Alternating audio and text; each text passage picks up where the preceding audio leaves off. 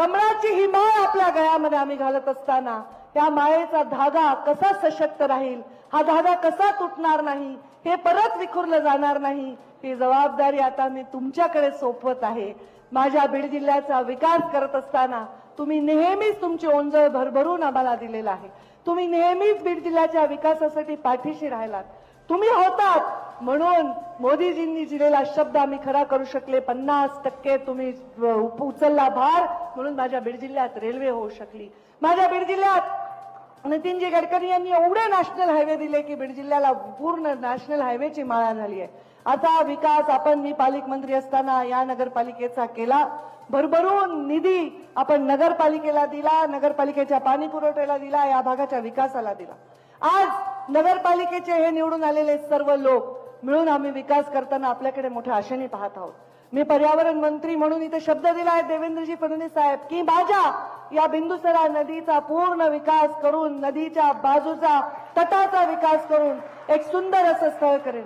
हा माझा बीड जिल्हा बदनाम करण्याचं षडयंत्र आम्ही हाणून पाडलेलं आहे. बीड जिल्ह्यासाठी काळा कोट घालून मी बीड जिल्ह्याच्या मैदानात आलेली आहे आणि बीड जिल्ह्याची वकिली करते. हा बीड जिल्हा इथे शनीचं शक्तीपीठ आहे, राक्षस भुवन आहे. बीडमध्ये अर्ध शक्तीपीठ आहे. इथे दत्त साक्षात भोजनासाठी आमच्या पंचाळेश्वरला येतात. इथे वैद्यनाथ मंदिर आमचं ज्योतिर्लिंग आहे आणि आपला क्षीरसागरांना पावलेला गणपती, काय आपलं नाव, राजुरीचा गणपती आहे. अरे एवढं सगळं या बीड जिल्ह्याचं महात्म्य आहे. या बीड जिल्ह्याने प्रमोद महाजन, गोपीनाथ मुंडे सारखे नेते एवढे रत्न देशाला दिलेले आहेत. केशर काकू क्षीरसागर, विमलताई मुंडा, रजनीताई पाटील, प्रीतमताई मुंडे, महिला खासदारांची रांग या बीड जिल्ह्याने लावलेली आहे. हा महिला धार्जिन जिल्हा आहे, महिलेचा सन्मान करणारा जिल्हा. आणि म्हणून माझ्या या जिल्ह्याकडे कोणीही वाकडे मान आणि वाकडे डोळे करून बघायची आजपर्यंत हिंमत केली नाही.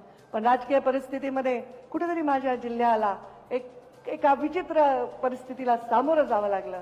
आज माझ्या या जिल्ह्याचं भविष्य हे सर्व धर्म, सर्व जातीच्या लोकांना सोबत घेऊन रंगवण्याचा आम्ही निश्चय केलाय. लहान लहान मुलं जेव्हा चांगलं चित्र काढतात तर गुरु आणि शिक्षक त्याच्या पाठीवर थोपटत असतात, त्याला शाबासकी देत असतात. आम्ही हे विस्कटलेलं चित्र परत सुंदर केलेलं आहे. ही तुटलेली माळ परत आम्ही जोडलेली आहे आणि तुम्हाला अर्पण करत आहोत. तुम्ही गुरु म्हणून आमच्या पाठीवर अत्यंत शाबासकीची थाप माराल हा मला विश्वास आहे. आणि योगेश आणि सारिका यांचं स्वागत करून या